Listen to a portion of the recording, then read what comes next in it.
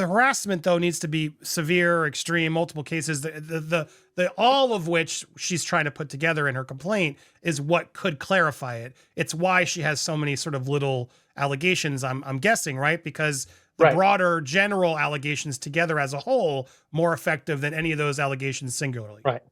Right. The idea is if you don't have that one, the super terrible thing, the grab boob thing, for example, or sexual assault, which is a lot of cases I have, if it's things that in a vacuum would not rise to the level, but you can say they happened consistently over time, which takes more lawyering and very good witness, then yes, that meets the standard under California law for sexual harassment.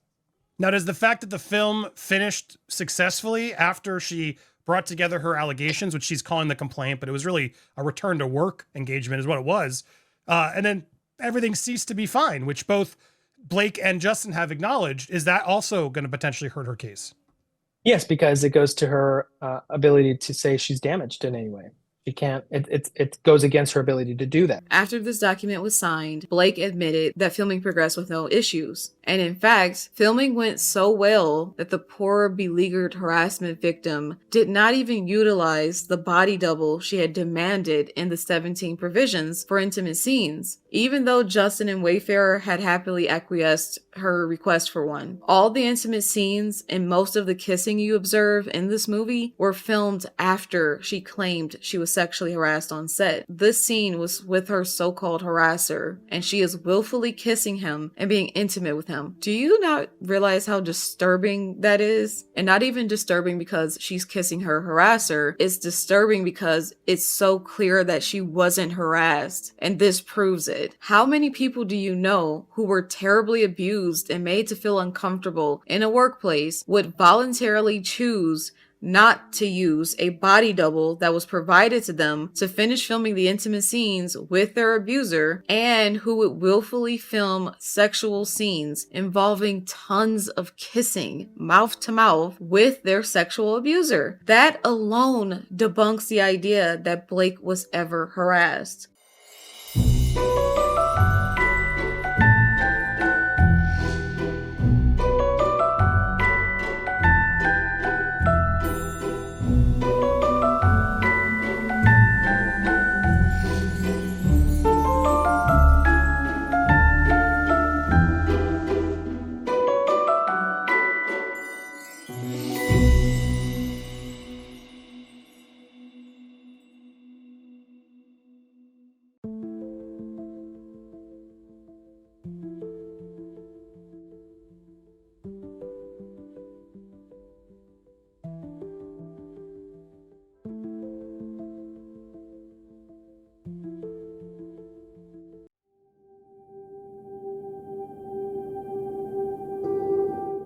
Hello, so I've listed tons of Blake and her lawyer's lies and tons of Justin's debunks of their lies in multiple videos, but I wanted to make a definitive video that housed all of those lies and debunks in one place for anyone still confused as to the timeline, because I know it's very convoluted and nuanced. I just wanted to provide a definitive video for reference for anyone interested in how Blake's allegations have been obliterated and wholly discredited.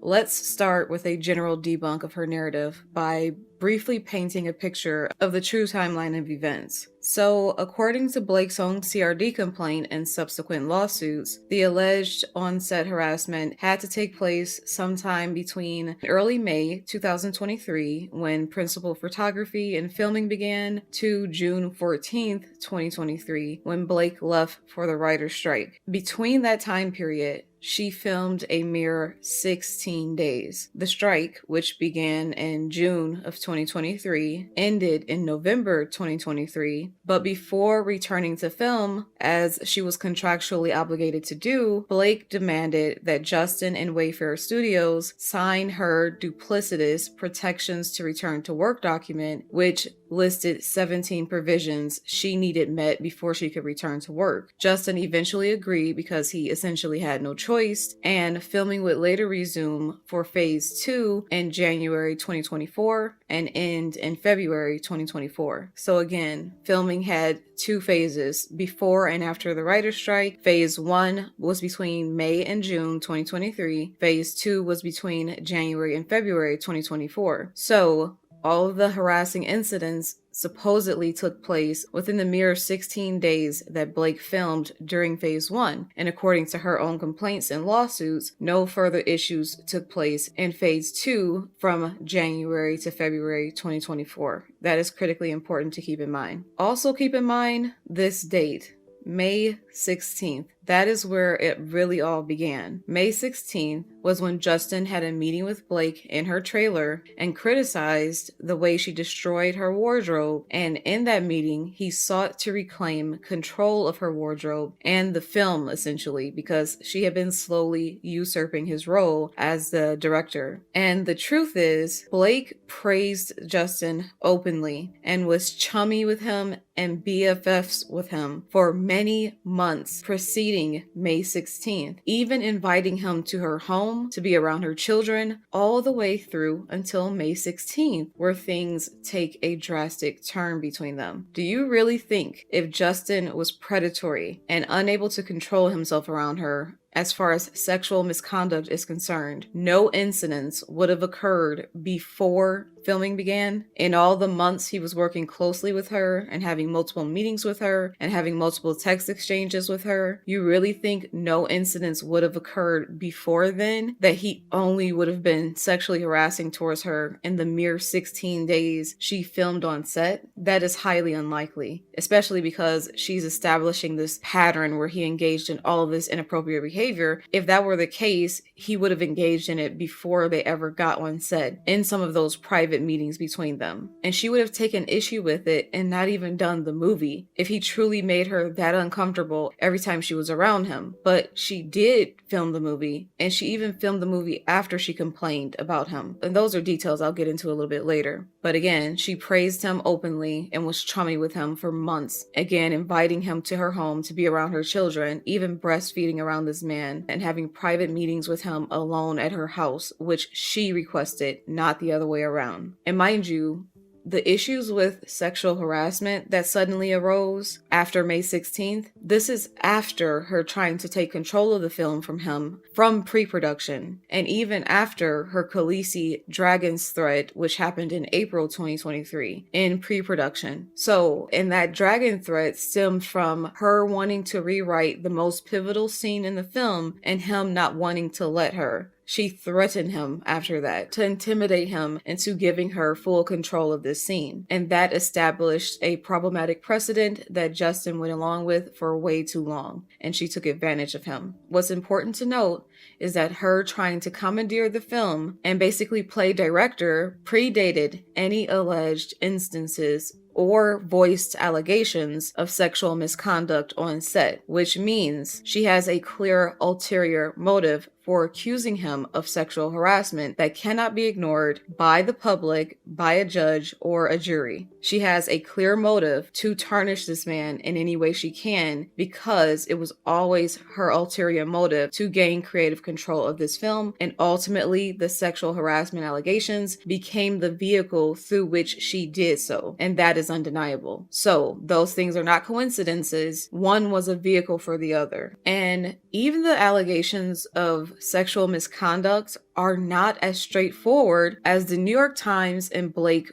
tried to make them seem. Even the very act of Blake making HR complaints and voicing any allegations of sexual harassment is badly distorted and is being misunderstood by the public. What Blake experienced on set was never framed as sexual harassment initially. But the problem is, the object of the New York Times article and the CRD complaint, which dropped within 24 hours of each other, was to completely mislead the public about the sexual harassment complaints and their validity, and when they were even voiced. There are so many factual inaccuracies and distortions in Blake's lawsuit that'll have to be hashed out in court that the public still isn't aware of. Many of the people who still support Blake are doing so in ignorance of how the timeline actually played out and what the facts truly are. And that's because Blake and her lawyer did such an impeccable job of basically befuddling or confusing the truth with the help of the New York Times to support her mass deception. It was all an explosive, carefully crafted PR ploy with little regard to the facts and a heavy emphasis on narrative spinning to save Blake's career. Let's just start with the biggest proof of Blake and her lawyers' painstakingly crafted duplicity in the CRD complaint. That would be the 30 no more provisions itemized in dramatic fashion sort of set the tone for all of Blake's lies in this mass deception. And that lie that she told in her CRD complaint has sort of gotten lost in the sauce of this entire case. I personally do not see how anyone can support Blake beyond that simple point, let alone the other countless lies she and her lawyers have presented to the public since then. The list of 30 no more provisions is an example of how she trumped up her allegations over time. So basically, she extrapolated a bunch of salacious details out of the 17 provisions she presented to Justin and got him to sign. So she presented them to Justin as provisions for protections on set, which he couldn't really disagree with because he agreed everyone on set should be protected. And she framed it in such a way that most of the stuff was already in place on set, so it was no reason for him to disagree with it. And the other things were not things he would find disagreeable either. But she framed everything to insinuate bad things had been taking place that were not. And so she took it even further in the CRD complaint long after filming by basically trumping up these salacious details and basically fleshing out the 17 demands into 30 no more provisions. And so the no more plays a key role here because the no more insinuates strongly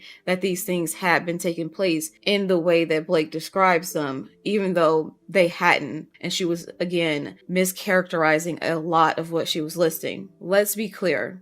In November 2023, before Blake would return to finish the film, she demanded that a document be signed by Justin and his company. Mind you, she did not take the time over the writer's strike break to file formal HR complaints with either Sony or Wayfarer, actually alleging that anything had taken place on specific days. Nor did she take her issues to SAG. I think they're called the Screen Actors Guild, which is a union Blake is a part of as an actress, and who also would have investigated any formal HR complaints she voiced. She chose to instead use her corrupt lawyers and use her mentally sick husband as her representative in this matter, and use an extortionary document to get her point across to Justin, because the purpose of the document was not to protect her. She did not need protecting. The point of the document was to give the outward appearance of addressing alleged sexual misconduct on set, while actually forcing a company to agree to her demands under duress because she was threatening to destroy their movie and bankrupt them if they didn't sign it. That's why she did not ever file formal HR complaints, neither with Sony or with SAG or with Wayfarer Studios, because there was nothing to actually investigate, and she knew that. She was only seeking leverage on set that she could perpetually wield to get her way, which is precisely what she did after she had gotten pushback from Justin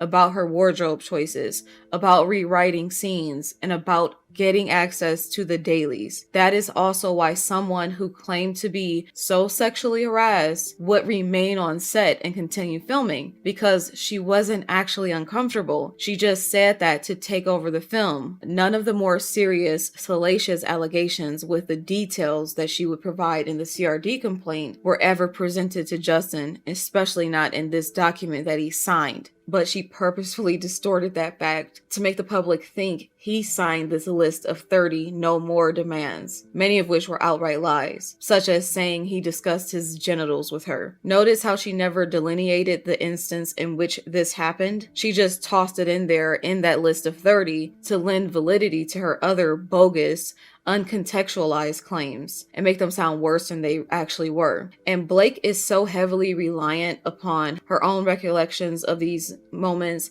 and them being uncontextualized to make them sound worse than they actually are, that she actually had the nerve to criticize Justin for daring to contextualize these moments to disprove them. So in her amended complaint, she complained that he contextualized the things she was complaining about as though context was irrelevant, when in fact, context completely obliterates her arguments, especially in critical scenes like the dance scene. Or the text messages that she cherry-picked. She didn't want the additional context because it obliterated her narrative. And so she was angry that he provided proof and contextualized these moments, thereby disproving that he did anything wrong. So an example of something that desperately needed to be contextualized in her 17 demands list, which later became the CRD complaint, was her demanding for an intimacy coordinator to be present for any intimate scene she filmed on set, as well as assigned nudity writer. By virtue of her demanding those things in that list, it insinuated that those things were not in place. And it also insinuated that Justin had been making her film intimate scenes without a nudity writer and without an intimacy coordinator. This was false. The document was drafted and specifically phrased to imply those things had happened when the truth was an intimacy coordinator had been employed from before filming began. And in fact, added context would show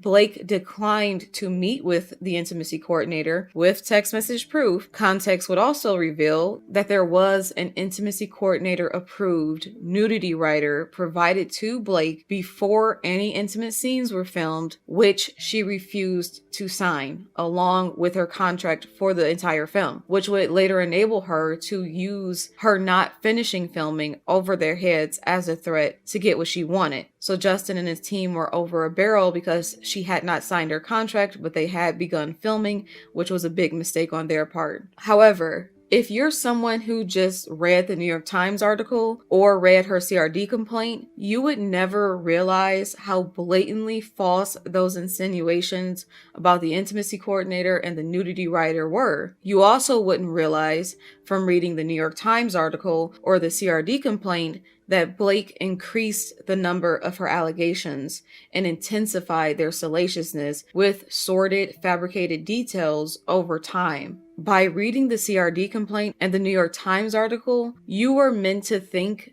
Blake repeatedly mentioned inappropriate behavior on set and was ignored, and you were also meant to think Justin and his team had admitted guilt by signing a document that had these 30 items listed with no more preceding them, meaning Justin and his team were acknowledging these things had indeed taken place, which of course wasn't true. And you were also meant to believe that Justin had engaged in a coordinated and ruthless smear campaign against Blake as revenge for her speaking out on set about sexual harassment, which of course makes Justin sound monstrous. The only problem is all of that is a demonstrative and irrefutable lie. It was meant to be confusing so that you could never really suss through the details to discern the truth. A mass deception perpetrated onto the unwitting public by Blake Lively, her evil husband, and their corrupt lawyers, as well as the hack joke of a publication, the New York Times, and a once lauded journalist who helped to bring down Harvey Weinstein, who had now sunk to deplorable depths to smear an innocent man just because she had faded into irrelevance after Ronan Farrow's name hit the scene, and she wanted to relive the glory days of 2017 with a new Me Too takedown. Only problem is she forewent every iota or semblance of journalistic integrity to jump on this badly botched story in pursuit of a new career-defining, Pulitzer Prize-winning expose, and in her desperation to reclaim relevance in her field, exhibited a reckless disregard for morality and truth. To think, I once looked up to Megan Twohey, especially after watching She Said. I am completely disillusioned now. So the gist of what you need to understand about the timeline is Blake filmed with Justin, loved him very much, and only had good things to say about him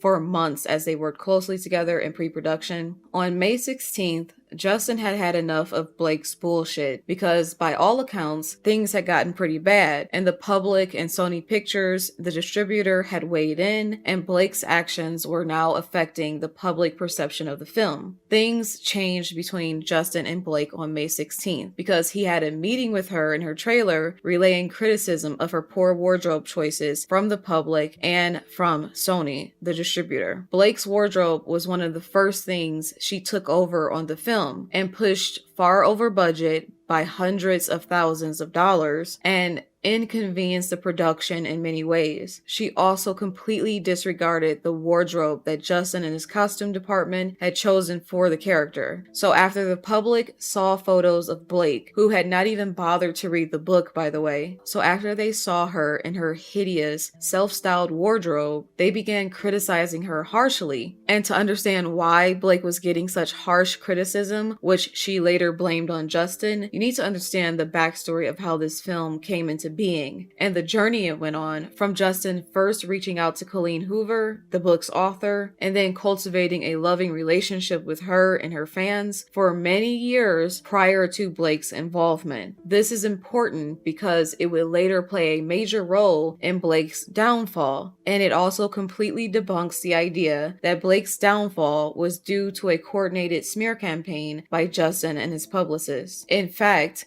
Blake's downfall was completely organic, both because her marketing of the film was tone-deaf, heartless, and opportunistic, but also because of the past clips of her being an entitled, insufferable mean girl, but also because of the general disdain that was felt towards Blake from Colleen Hoover's massive fan base, who made their dislike of Blake known long before filming began, and long before her downfall commenced. They hated her from day one, and with good reason, and this completely debunks the idea that her downfall was due to a smear campaign orchestrated by Justin as revenge for on-set complaints. So that timeline needs to be stressed to the judge and jury. I would actually recommend watching a video by Without a Crystal Ball, where she explains in painstaking detail the devout fan base this book series by Colleen Hoover had, and how they were familiar with and loved Justin since 2019, when it was announced he would take on the film adaptation of the book. Colleen Hoover adored him and personally asked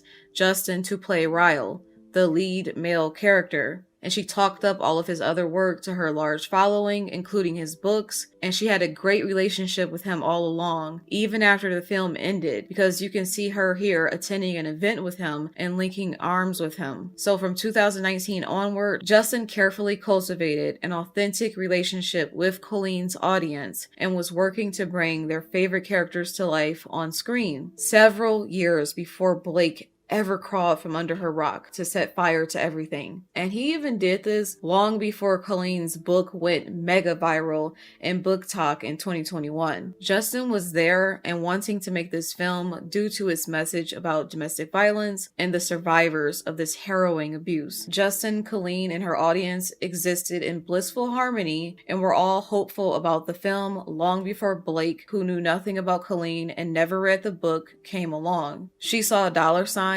after she learned about Colleen Hoover's massive audience, which is why she tried to peddle so many of her personal brands during the marketing of this film, and simultaneously ignored the DV storyline and the DV survivors in the marketing, because for her and Ryan, this film was about saving her joke of a career after that massive flop, The Rhythm Section, in 2020, and it was to make her a producer and hopefully the director of the subsequent film. What a slimy, shameless, opportunistic leech. A self-obsessed, self-aggrandizing, delusional parasite. Sadly, in the end, it did become all about Blake. Not Justin, not Colleen Hoover, not the current victims or survivors of domestic violence. Blake only cared about Blake. Meanwhile, Blake not only dismissed the seriousness of domestic violence victims, speaking to her of their own experiences with jokes, but she also vilified Justin for daring to focus on DV survivors. And she also used fake allegations of sexual harassment to extort him out of control of this film so she could use it as a vehicle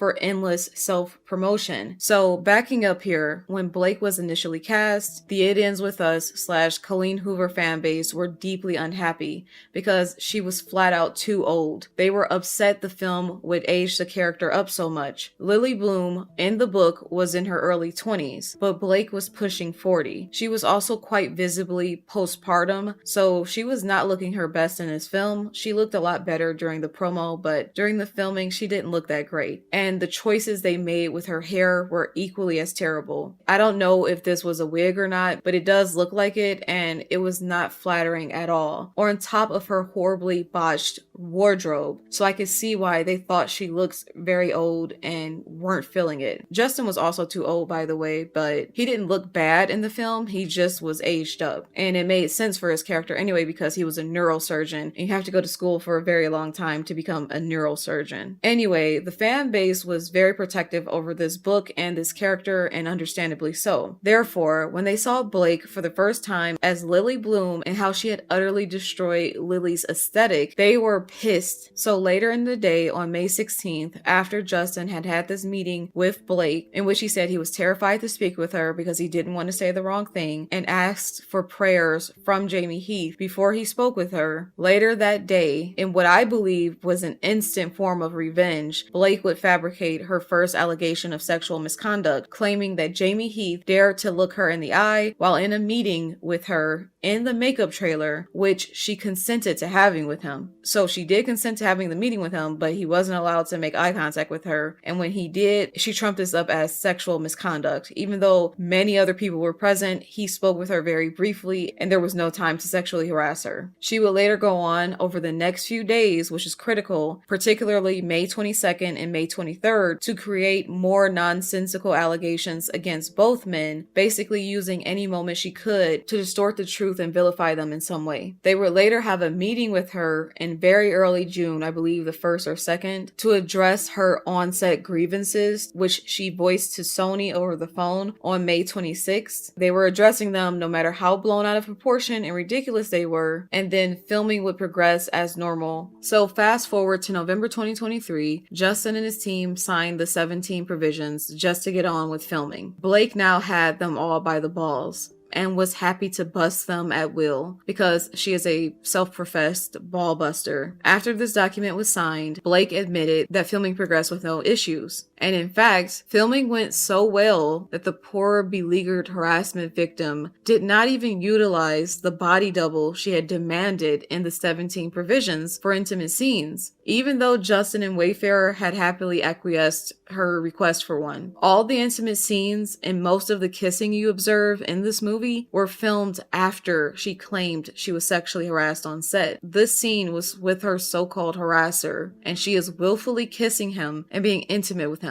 Do you not realize how disturbing that is? And not even disturbing because she's kissing her harasser, it's disturbing because it's so clear that she wasn't harassed, and this proves it. How many people do you know who were terribly abused and made to feel uncomfortable in a workplace would voluntarily choose not to use a body double that was provided to them to finish filming the intimate scenes with their abuser, and who would willfully film sexual scenes involving tons of kissing mouth to mouth with their sexual abuser? That alone debunks the idea that Blake was ever harassed. So does her text message inviting her harasser into her trailer after the abuse took place while she pumped her breast. The grievances she voiced on set on May 26th were 3 points. The first one, she complained about Justin using the word sexy with regard to her wardrobe. And this is a word Blake used herself quite loosely on set, especially when describing her wardrobe. And we have text message proof of her informing Justin that the aim of her wardrobe was for it to be, you guessed it, sexier, so that it would make her check out a girl who was walking down the street wearing these things. So Blake is a total hypocrite with that complaint. Even so, Justin apologized apologized for that comment multiple times. He did it after he first said it, and again in the meeting they had with Blake in early June. And the next incident she turned into sexual harassment was Jamie Heath showing her a 1-second still of his wife's post-birth video in which the baby was clearly visible, and this was as a visual reference for the birthing scene they wanted to film. And even though this was another innocuous moment blown out of proportion, he still apologized multiple times. Her last complaint involved the first AD, who was a female, which led to both her and the second AD, also a female, being fired. So Blake has a track record on this set of causing at least 4 different people to be fired because she is a self-absorbed, whiny, mean girl. All of the allegations listed in the December 2024 CRD complaint were fabricated for the sake of the CRD complaint and the New York Times expose.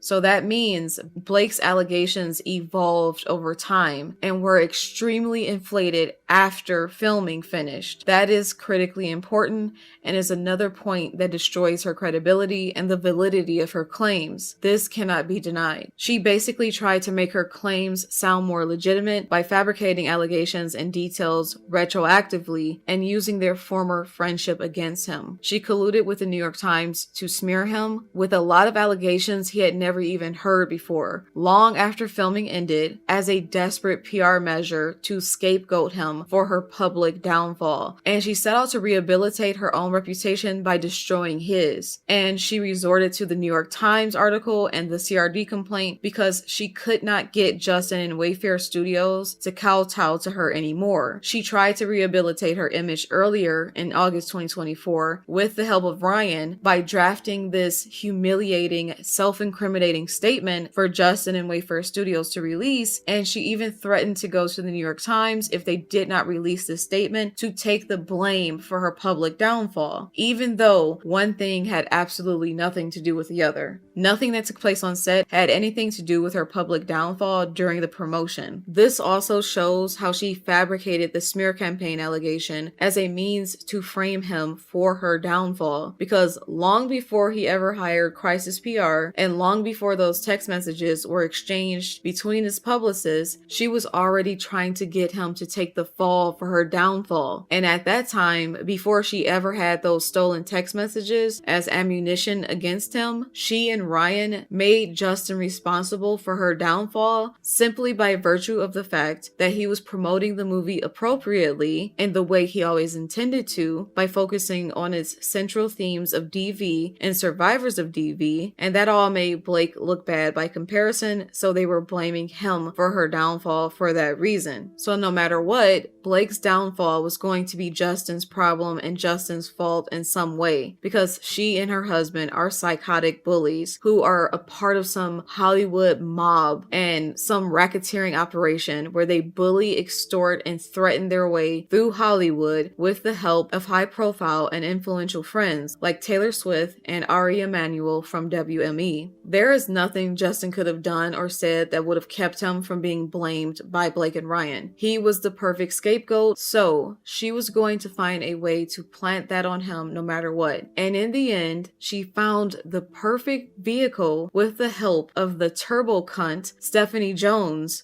of the failing PR company Jonesworks, who was bleeding high-profile clients at the time that Jennifer Abel, Justin's personal publicist, left her company, and at the time Wayfair Studios fired her company to stick with Jennifer Abel after she departed Jonesworks due to Stephanie Jones's betrayal of them all. At the time, Stephanie Jones purposefully muddied the waters in conversations between Justin's PR, which was Jennifer Abel and Melissa Nathan, and Blake's PR, who was Leslie Sloan, and they had all agreed not to speak to the press during all of that speculation about a feud on set. Stephanie Jones came in and fucked up their truce long before everything blew up with the lawsuits. So Stephanie Jones is really like the arch villain here and the reason everything went to shit. She played both sides of this conflict to her advantage, and significantly, she either lied to Blake and gave her Justin's team's stolen text messages and told her they were running a smear campaign against her, or Stephanie Jones colluded with Blake and her publicist, who was aware that the text text messages were stolen and didn't care. And then together with the New York Times, they all lied about stealing Justin's text messages and pretended they were subpoenaed because they thought the bombshell of the CRD complaint and the New York Times expose would be enough to make Justin go away forever and not fight back. And they thought Blake's allegations would be damning enough and the smear campaign horrifying enough that the public wouldn't bother to look at the facts. But they were dreadfully wrong in both respects. Either way, there was no subpoena because Blake and the New York Times obtained Justin's PR text messages long before Blake ever filed the CRD complaint, long before she ever filed a lawsuit in federal court, and long before Stephanie Jones ever filed a lawsuit against Justin. In order for a subpoena to be granted, there needs to be some level of legal proceedings underway, and none had begun until December 2024, so it is a flat-out lie that Jennifer Abel's text messages were subpoenaed. That means right off the bat, Blake's CRD complaint and the New York Times article are utterly discredited because they both lied about using stolen, cherry-picked text messages to frame a group of people for running a smear campaign that has proven to be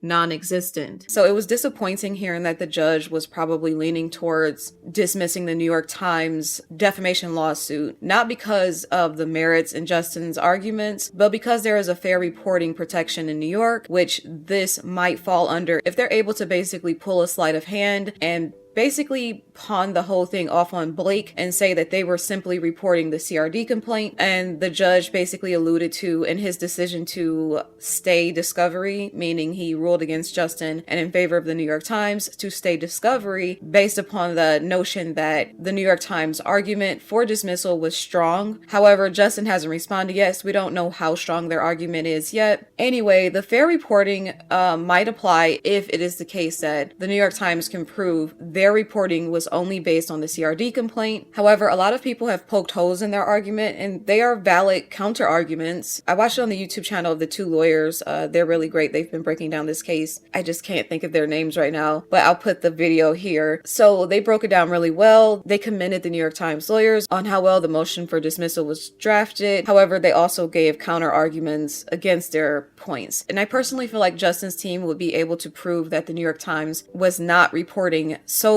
based on the CRD complaint because, first of all, they published this article apparently within 24 hours of the CRD complaint being filed. So we need to know whether it matters where they received the information from when they were drafting their article, or whether it matters when the article was published. But in my opinion, logically, if the law is based on what they're reporting on, then it should be what they drafted the material based off of. So they couldn't possibly have based it off of a filed complaint because the timeline is too short. Plus, we can prove there was a window of time during which they had it even earlier within that 24 hours because they reached out to Justin's team for response and they gave him about 14 hours to respond. So it's beyond clear the New York Times had the CRD complaint long before it was filed, and I believe in discovery Justin can prove this easily. However, the judge stayed discovery until he ruled on the motion to dismiss, which is absurd because if Justin can prove they had the CRD complaint early, he should be able to continue his case against the New York Times because it should not fall under the fair reporting protections. The New York Times stated themselves that they reviewed thousands of documents, and so there's no way anybody could review thousands of documents and then write an article, draft the article, have it edited, and then reach out to other people for comment, wait for their response, and then publish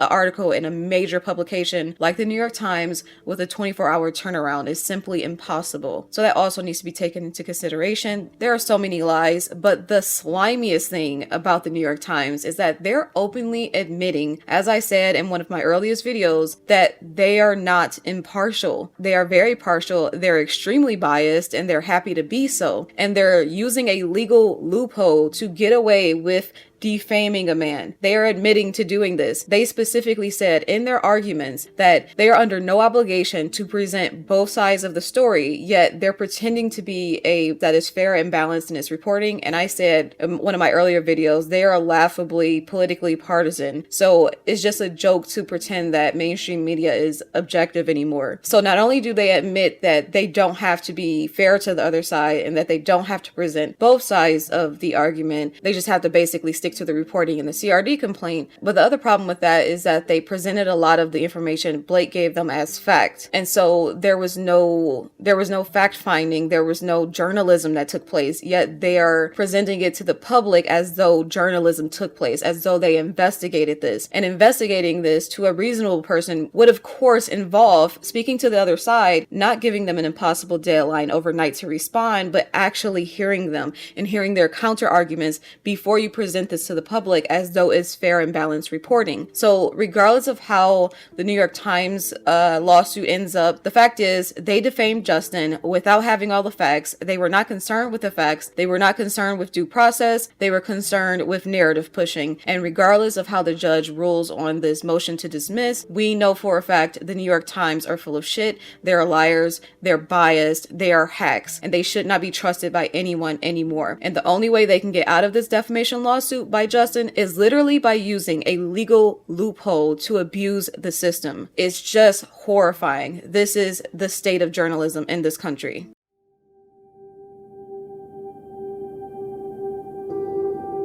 Now, let's go through the allegations one by one and obliterate them with the help of Justin's proof. So Blake and her slimy Harvey Weinstein funded publicist, Leslie Sloan, she insisted that Justin was hated by the entire cast and that he was problematic towards the cast and that they all refused to do promo with him. Leslie even said she would have the cast go on the record. And she said this in text messages to a Daily Mail reporter, seeding the idea that the cast hated Justin to plant negative stories about him while simultaneously pretending to be in a truce with Justin's publicist, who was legitimately not planting negative articles about Blake. Leslie Sloan was lying about Justin's reputation, which, what do you expect from a Harvey Weinstein colleague? However, the truth can be heard directly from the mouths of the cast themselves before Blake got to them with her demented lies. The only It Ends With Us cast member that still follows Justin Baldoni has made a comment about all of the backlash the movie received and some of the drama between Justin and Blake. Hassan, who plays the husband of Jenny Slate's character, said that he can't speak to anyone else's experience, but he said that his experience was that everyone was professional and easy to work with. He said it was lovely and everybody was lovely, and afterwards he just ended up feeling a bit disillusioned and confused about everything that was happening in the news. He said it was a very strange, bizarre year and that as a comic he was definitely laughing at a lot of moments, which we can totally understand. And as text message and other documentary evidence illustrates, Isabella was practically in love with Justin before Blake got to her with her lies and manipulations. It's important to note this girl did not know Blake during the filming of the movie. She only met her afterwards during the press tour, and that's when Blake manipulated her into shunning Justin like she did the rest of the cast. Suddenly, she's dressing this girl for the red carpet in clunky, hideously paired accessories and her own personal shoes, which is creepy, and her favorite fashion designer for the dress. She treated her like her own personal mini-me when the girl was hired to play Lily Bloom, not Blake Lively. And Blake was speaking over this young woman in interviews so much and would hardly let her get a word in edgewise, which is just a form of control, by the way, to make sure Isabella didn't say anything Blake didn't want her to say, or that would basically divert from Blake's narrative about the set. And Blake was also being weirdly physically affectionate with her in a manner that Blake would have undoubtedly listed as sexual harassment had Justin done this to this young woman. Touching her bare thighs, that is just inappropriate. Again, and the physical touch is also just another form of manipulation from Blake. Very heavy-handed manipulation, and Blake basically controlling every aspect of these interviews with this young woman. And she had nothing but glowing and positive things to say about Justin after filming with him, including all of her intimate scenes. Her text to Justin says it all. She says, "Hey, 2 exclamation points. Just got my film developed from when we were shooting, so here's this sweet pic. I also have to say thank you so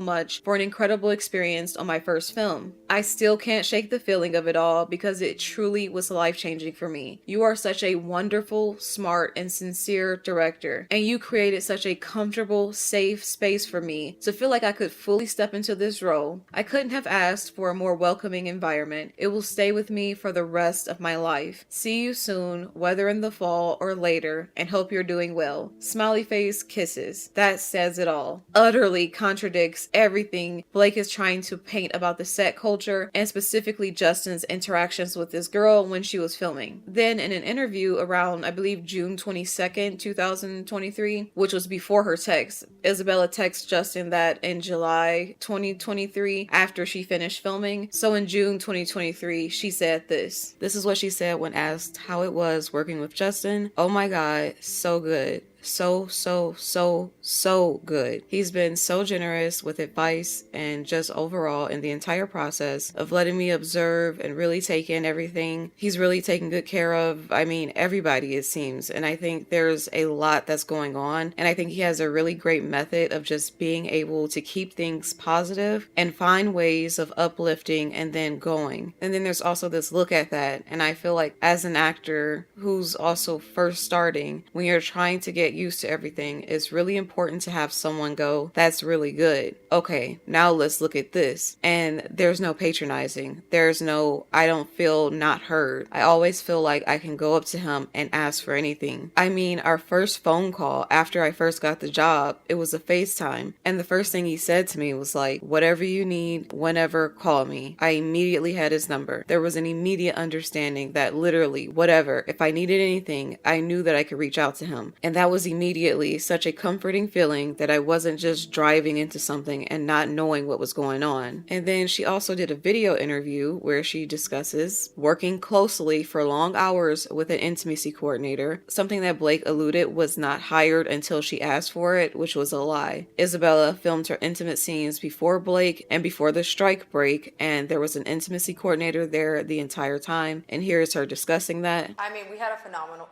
intimacy coordinator, Lizzie. She's worked on Bridgerton before, so she was extra careful with us at all times, but also there was just a lot of communication and check-ins and making sure how are you feeling, how's it going, and a lot of water, making sure we feel physically but also mentally well just while doing such intense scenes, because it takes a long time. It's a choreographed thing. You have to rehearse the choreography. It's like a dance, you know? Right. It's not just oh, I guess we'll do this and then it'll lead to that. Everything is so specific because it is so intimate that it can get tiring, but it was a great process, honestly, yeah.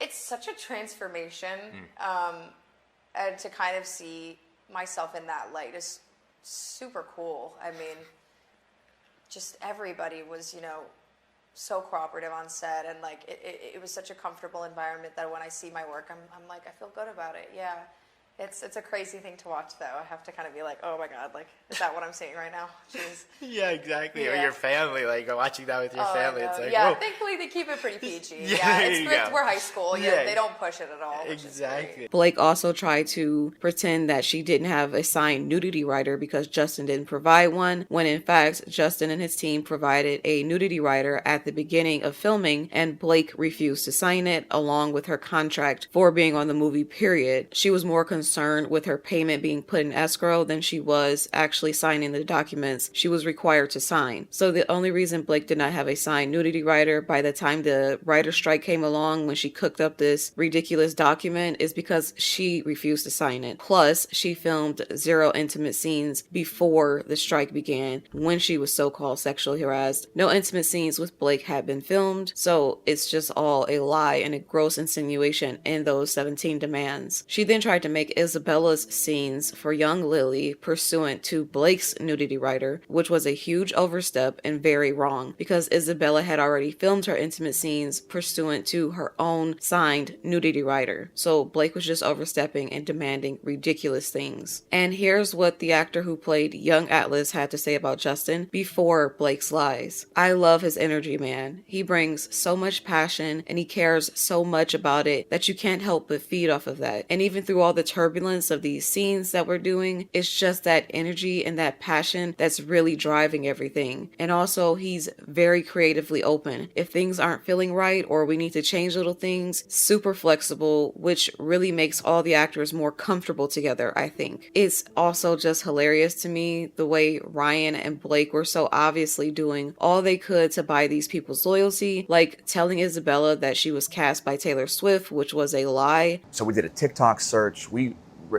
looked through thousands of women and tapes, and we had lookalikes submit who had never acted before.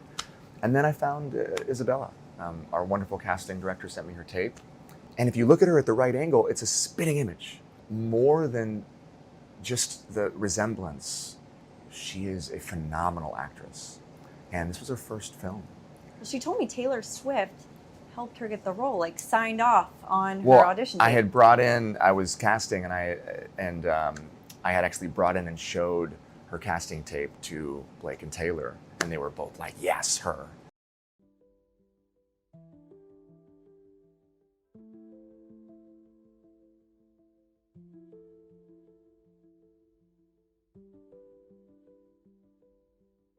And also inviting them to the premiere of Deadpool and staging pap walks with them after a night out to just create an illusion that they're so close and chummy and that Justin is the isolated, problematic one. It's so freaking manipulative. And I do wonder if these actors are now looking back on these moments and realizing they were being completely taken by master manipulators in Blake and Ryan during these moments. These were not moments of genuine friendship or closeness. They were using them to create an image to further help their extortion scheme. This is what Brandon Sklenar had to say about Justin before Blake fed him her lies. He was great. I mean, he did a really good job at balancing being both, a lead actor in the film and then being a director and a producer. And honestly, the entire crew that he assembled was just so incredible. I mean, everybody in this film was just on the top of their game. It was a really pleasant environment to work in. I never felt like I was on a set. And here's what he said in an interview on set. So again, before Blake's lies. And I had a phone call with Justin Baldoni, our director. And over the course of that phone call, it became very clear to me what this was and what it meant to the people who have read this book, men and women alike, but largely women all over the world, and how much it helped them. And then also Justin's passion and his intention behind making this film, I think was one of the biggest things for me, because he does have such a strong intention and you can feel it when you speak to him about it. And I think when creating anything, I mean, that's kind of paramount in making something halfway decent. And his intention is very strong, and he hires people who also have a very clear intention. I think collectively, the chances of making something that is impactful, hopefully as marginally as impactful as the book has been, would be a massive success. And I think that was a real eye-opener to me, just hearing him firsthand and what it meant to him and what it's meant to so many people. So this is proof positive in 2023 that Justin's entire purpose for doing this movie was its message to help domestic violence survivors and possibly people currently experiencing domestic violence. It was never a part of his plot to smear Blake to only focus on the survivors of DV. It was his plan all along, and he was the only truthful, consistent one that showed integrity throughout this entire process. Not Blake, not Colleen Hoover, who completely flipped her idea about how she wanted this movie represented from the email she wrote to Justin about her not wanting it to come off as a rom-com, and then how she chose to promote the movie with the idiot Blake. Two completely different approaches, and she went from one extreme to the next just to appease a massive celebrity. Justin had integrity, and he stayed true to his message and his mission from day one to the last. And people can see that, and everyone admitted that long before Blake came along and accused him of anything. Brandon Sklenar continued, "It's translated just in terms of the vibe on set. It's a really, really pleasant set to be on, and it comes from the top. Jamie Heath, our producer, he's such a lovely guy, and Justin is so warm, and there's no tension. It's just a very open, safe environment, as you'd hope it would be, given the subject matter of the film and the message we're trying to get across. But it isn't always the case on sets. It could be a really tense environment, and that's something that kills art, and sometimes it fuels it. But I think in this case, it's essential for making what we're doing. I'm grateful to him for that, because it's truly been a really, really pleasant experience experience being on set. It doesn't get any clearer than that Justin ran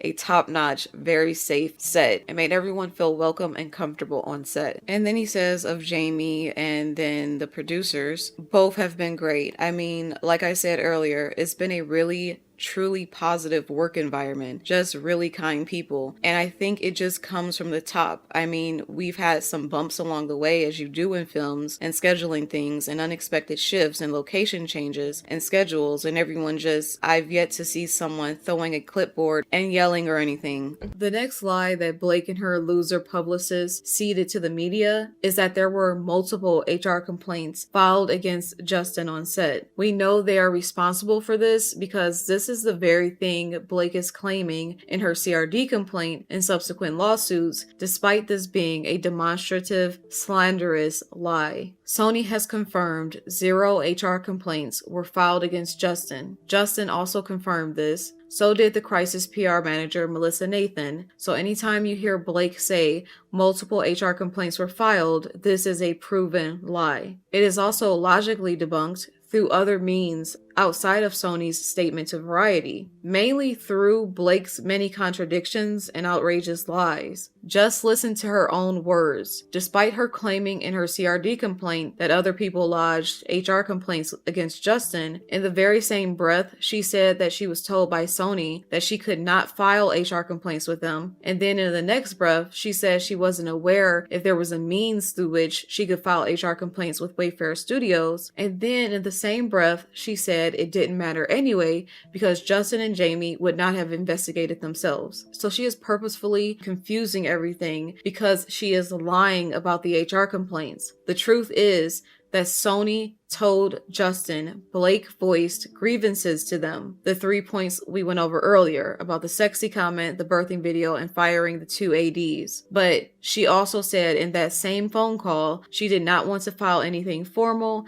and that she just wanted them to be more mindful. And in her CRD complaint, she is admitting she never brought these issues up to Justin directly, that they had to be brought to his attention by a third party through Sony. She also chose to omit from her complaint that they held a meeting with her to address her grievances and that they even fired 2 women to accommodate her. She also failed to mention that they apologized to her multiple times. She failed to mention all of that because it debunked the idea that there was a failure to address or investigate her claims. Because they did address them, they apologized to her, said they would make adjustments, and even fired people to accommodate her. So once again, Blake is lying in her lawsuit to distort the fact that she never filed HR complaints and to distort the fact that they did indeed address her verbal grievances and made adjustments to her satisfaction. Also, the idea that other women filed HR complaints against Justin is also debunked by the simple fact that The Hollywood Reporter exposed in an article that Jenny Slate was the other cast member who voiced grievances on set to Sony, and that time it involved Jamie Heath, not Justin, and the grievances were not sexual in nature. She was complaining that he offered to cover her $15,000 security deposit so that she could move houses because she didn't like the place she was staying, but didn't want to move because she didn't want to lose the $15,000. And she took offense to his offer of paying this deposit for her only because he discussed the sanctity of motherhood while offering it to her. May 29th, she claims another woman 3 days later filed HR complaints against Justin. Magically, now this woman is filing a HR complaint when Blake said she couldn't. So she claims the woman files an HR complaint against Justin. And then in Blake's complaints, even her amended complaint,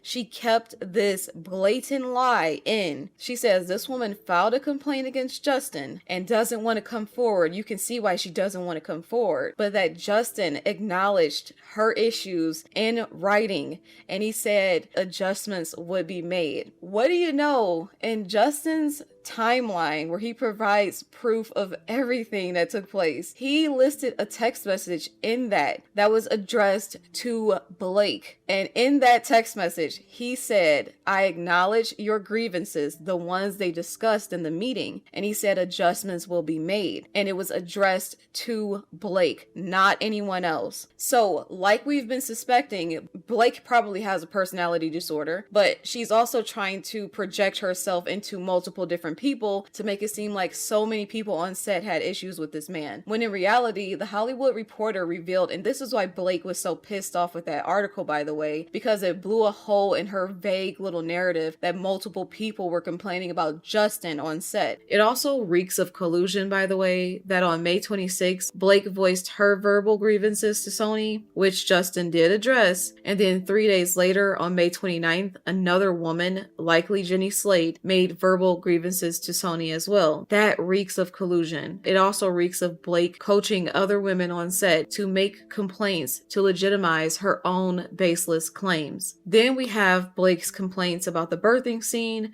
which she factually trumped up in her CRD complaint, and which is disproven by a text directly from Blake following the filming of this scene. May 22nd, she created the issue with the birthing video, and this was clearly before she retroactively fabricated sexual harassment complaints after production ended, because her issues with this scene were never discussed with Justin, and she literally praised him specifically at the end of the day after filming this birthing scene. She praised him, said he was terrific, and said she was proud of their work in a text message. Blake also claimed Justin improvised gratuitous sex scenes. Let's debunk that, shall we? Blake claimed that she signed up for this film based on the original draft of the script. So in her mind, that meant Justin, as the filmmaker, wasn't allowed to edit the script in any way. I mean, does she not know what the word draft means? The word draft, according to the Oxford Dictionary, denotes a preliminary version of a piece of writing, meaning it's not anywhere near final. I can tell you, as a writer, I write numerous drafts, and I feel like my work is never finished. So the idea of the script being changed from the original draft throughout pre-production is not novel, is not something that's unheard of. And I'm sure she knows that based on all the films she's been on. So because it was a draft, and Blake admits it was a draft, it was subject to changes. And since Blake was nothing but an actress, she had no real say in what could be changed in that script and to what degree. But of course, we have yet more double standards Blake is applying to Justin versus herself. You have to see the irony in her complaining and vilifying Justin for changing the original draft of the script as the filmmaker, right? Even insofar as making the scenes read more sexy, if that's what he wanted to do. That is absurd, because this clown is guilty of that herself. Justin, as the filmmaker and as the one with the rights to the film, and who has the right to adapt the film in any way he sees fit to tell the story the most effectively, she is claiming he is not allowed to edit or improve the script in any way, but she wanted free reign to edit the script daily according to her own tastes, and including editing the lines of other characters.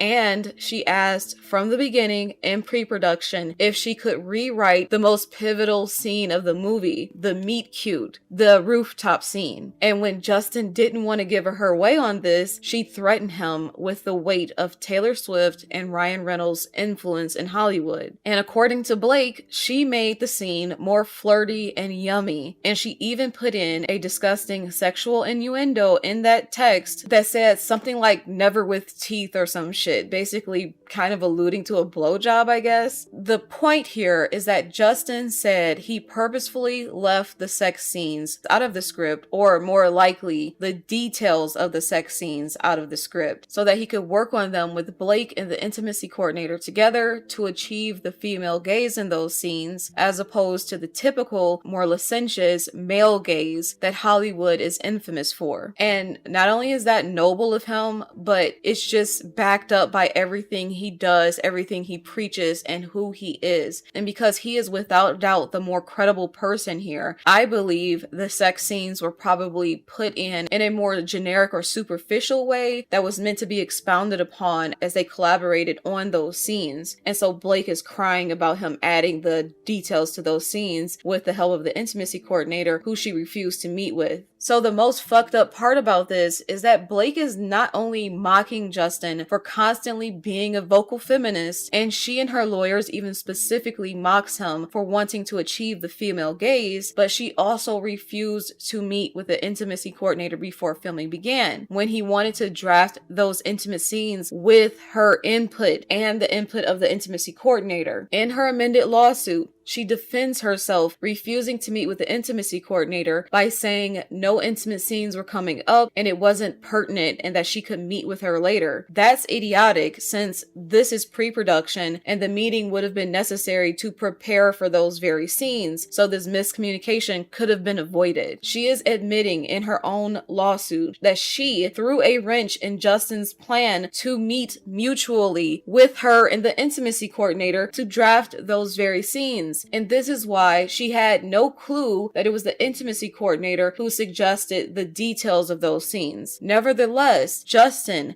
still sent his thoughts about the sex scenes to Jamie Heath and the intimacy coordinator in early May, and every thought he outlines about the intimate scenes, he qualifies them by stating they are contingent upon Blake's consent and comfort. So Blake pretending that these scenes were anything other than suggestions, or that he forced these scenes upon her so that she could include them in her sexual harassment lawsuit, is more abject bullshit from her, because not only does he have the right as the director to alter any scene he damn well pleases, but he also stated in writing in a very gracious manner that these scene notes were contingent on Blake's consent and comfort. It is in writing, so that once more blows a hole in her claim that he added gratuitous sex scenes that she is alluding she was forced to basically comply with, which is a lie. And also, just the very use of the word gratuitous is a matter of subjectivity. As the filmmaker, he is the ultimate authority as to what is necessary and what is gratuitous, not Blake. And because we have written proof that Justin was not forcing these scenes onto Blake, as he said the details of these scenes would be contingent on her consent, that is yet another of Blake's allegations that is wholly struck down by documentary evidence provided by Justin. From an email he wrote long before he was ever accused of sexual harassment, and would have ever imagined he needed to prove his innocence against such claims. He wrote that email in the genuine spirit of male feminism, which he truly possesses and which is a part of his faith. And it is beyond clear he not only wanted to protect Blake, but this email also corroborated his claims that he was aiming for the female gaze in those scenes, because he made Blake's input integral to these scenes being approved to begin with. It is not fair what they are doing to this man. Finally, we have proof the script wasn't even finished after Blake signed on, because we have text messages of Justin speaking to Blake about edits or improvements he was making throughout the script, and basically saying he was still actively composing the script with her in mind. She was fully aware the script was not complete and that it was open to changes, and she was perfectly fine with that. She also engaged in rewrites of the script herself in order to make one scene more flirty and yummy. She also wrote in a scene in the script where she basically took her clothes off and stared at herself in the mirror after her abuse. Let's also discuss how she claimed she was so offended and felt so exposed by Justin's sexy comment that we discussed earlier. Again, that is discredited by the fact that Blake herself used the word sexy very loosely on set, and she did this a lot in person and on camera, according to Justin. But I also can corroborate what Justin is saying here, because in just a cursory look at Blake's past interviews, I quickly found 2 instances in which she was using the word with other people, uncaring of whether or not she was making those listeners uncomfortable. And the same thing with alcohol. When I hear about, how this is distilled in Portland and how the reason this one is winning all the taste tests actually is because gin has a high juniper content, which is why a lot of people don't like gin, because it has no juniper, and all of that story I just love because I like storytelling. It's what I do for a living. And then, martinis are so sexy. I mean, that's why they're in this movie. Shut the fuck up! It's just straight gin. It's not, there's nothing fancy to a martini, but the glass and the way you swirl it and you dump it and you twist the lemon, and it's just it's so sexy. Gun, mouth. It's still sexy, it's still fun, there's still action. Sexy.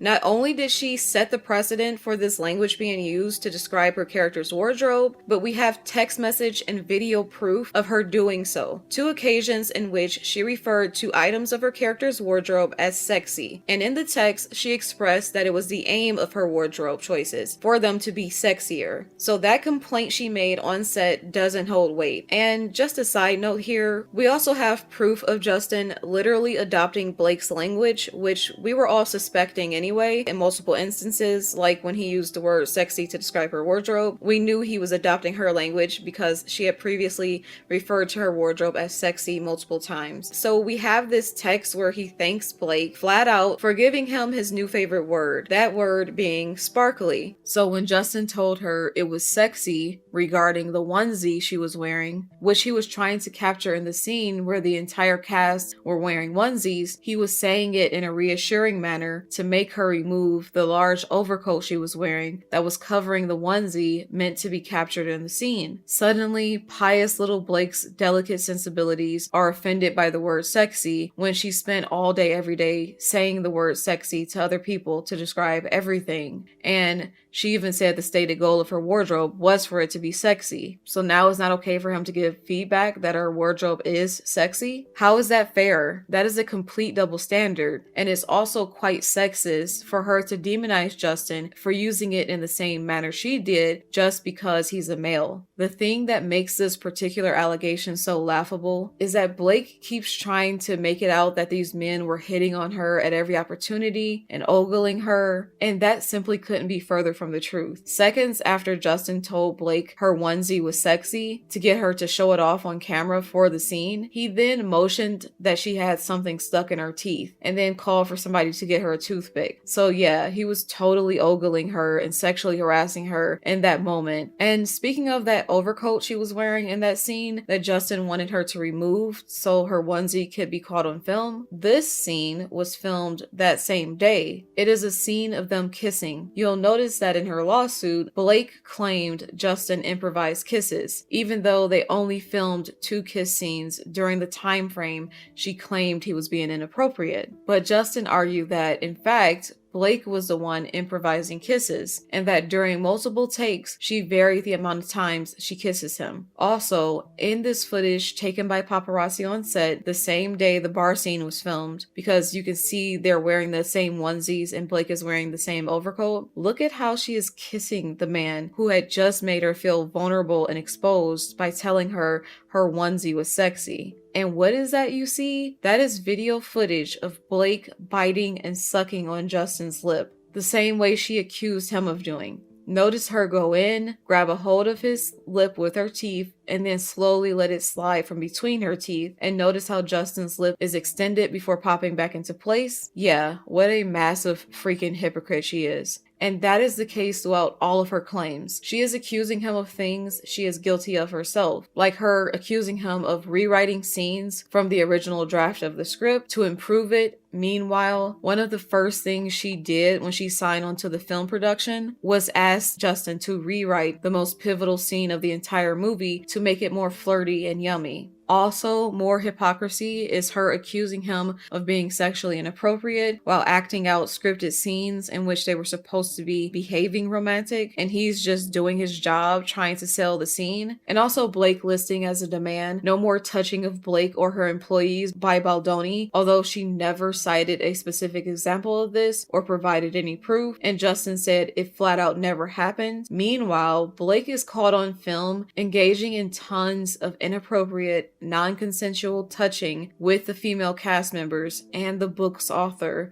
outside of filming, and this is caught on camera. The hypocrisy is also seen in her using the word sexy to describe her wardrobe and then getting upset the one time Justin used the word sexy to, describe her wardrobe. Or like her explicitly fat shaming herself in no uncertain terms while twisting Justin's words and his very caring actions into him being the one to fat shame her. And more hypocrisy, like when she accused him of commenting negatively on her appearance, which he did not. He was relaying criticism of her appearance from the public and from Sony, the film's distributor, after images leaked of her as Lily and she was being roasted online for her wardrobe. She had a problem with that and tried to make that his fault, yet She had zero issues making mean-spirited, hurtful comments about his nose and encouraging him to get plastic surgery. These are all clinical levels of projection taking place here. Let's thoroughly debunk the idea that Justin fat-shamed Blake. Justin providing proof that he reached out to some holistic health coach voodoo lady in order to help Blake with probiotics after she became ill for the umpteenth time, and Blake was ecstatic about it and said the woman was incredible. And he was doing this because he knew Blake was breastfeeding and the antibiotics she was taking might have upset the baby's microbiome as well as Blake's. It would take a truly depraved and hateful woman, which we have recently discovered Blake is, to twist this truly innocent and well-meaning connection into a backwards secret plot to link Blake up with a weight loss specialist because Justin thought Blake was so intolerably fat he just couldn't stand to look at her and needed her to be skinny, so he secretly set her up with a weight loss coach. As if Blake wouldn't notice if the woman began giving her a meal plan or a workout routine. Their lies are so outrageous and sinister. They're so desperate to paint Justin as someone he simply is not. Not only was he sweet enough to offer her help more than once when she became ill, but he also constantly went out of his way to reassure her and uplift her and elevate her throughout this production, quite undeservingly at times because she is about as mediocre as they come, but especially when he took the time to tell her no matter what she did or didn't do with regard to getting fit for the role, she would look amazing and he would accommodate her in any way she needed to feel comfortable and confident when filming the body/intimate scenes. He also proved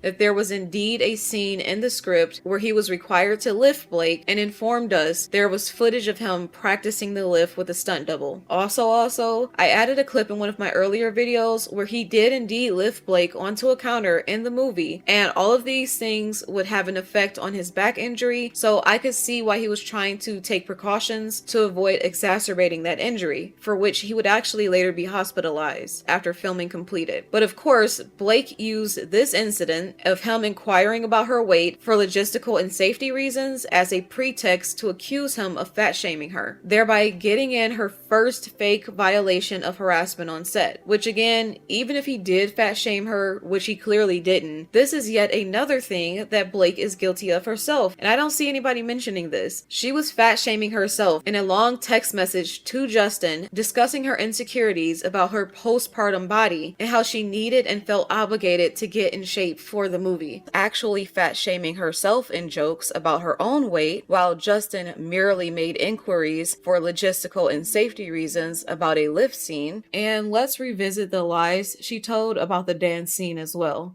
So, the first point I would like to make about this clip is that she claimed he was speaking out of character. In the beginning of the full clip, you can see that it is Justin's preference to remain silent, and Blake forces him to speak. And because it is a romantic montage with no scripted lines, he therefore had no choice but to engage with her out of character, which she is doing herself from the second the cameras begin rolling. She is directing him as Blake Lively. Justin is trying to remain in character as Ryle and physically acting romantic for the montage and staring into her eyes so that that part will be captured on film as in character, and she jumps out of character first, not him. And can you give us a couple cues of like this score? Just so everyone else around us is having a moment. But is it as rambunctious as it was earlier on? No, it's never gonna be because we're in slow-mo. But just they're watching, people are watching games. We see some, just some hands and things like that. Yeah, thank you. I think we have to back up. This is on the mark, so I think the light is behind you. It's a little better when it's behind me. Oh, okay.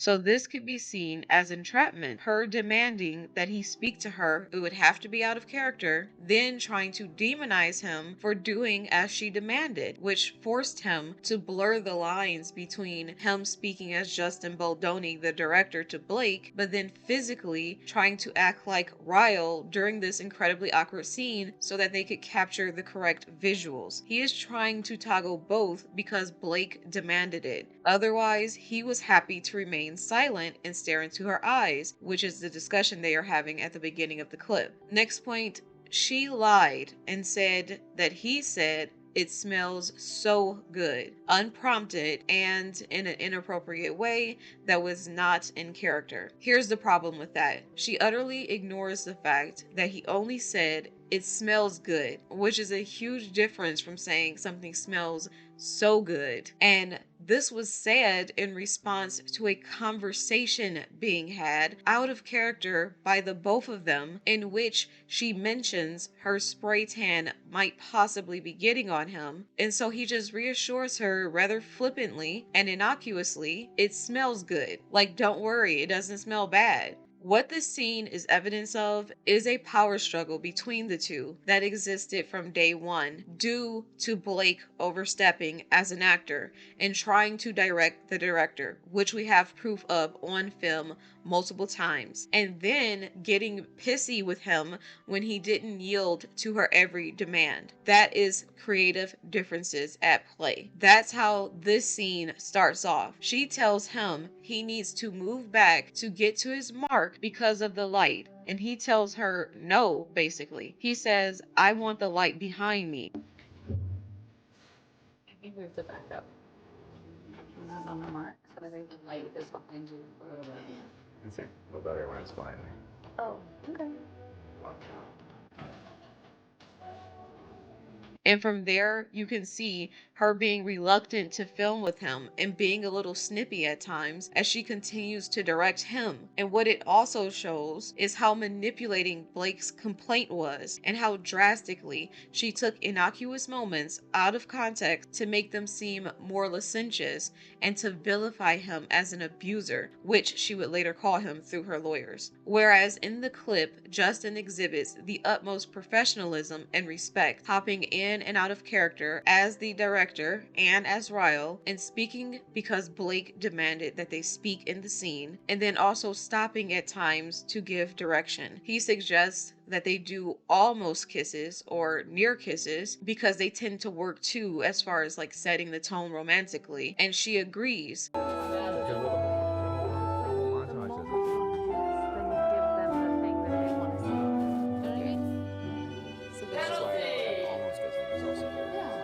This was clearly the agreement for the scene, to only do near kisses, which is why she keeps playfully pulling away as he goes in to kiss her. It's sort of like he's being overly passionate in the scene and she's like being coquettish, like they were being in the beginning of the movie. You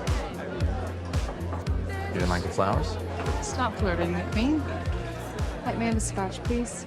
Thank you. I can't do that. But you gotta stop. You have to stop this. Please. What? Just the, staring at me like that and I'm just looking at you. Okay, you're just looking at me. Stop showing up at my flower shop and sending My me sister works there. flowers. Stop walking through this party following me around. Can you You're just making me shut up feel for like- 1 second?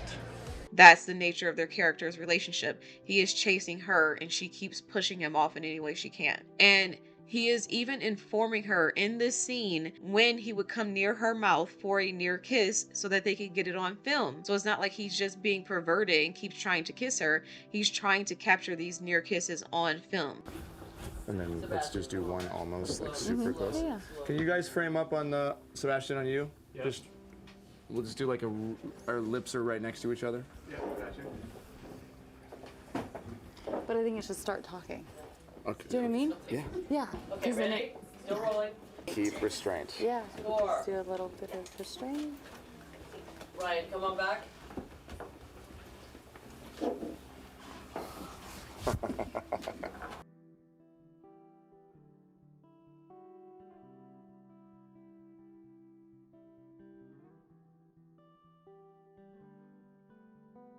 and I'm gonna lay back. get your head in there for a Lay second, back. and then I'll take it off. Like I'll try to kiss you, and then I'll take it off. Background. Great. 'Cause I know you wanted the hat.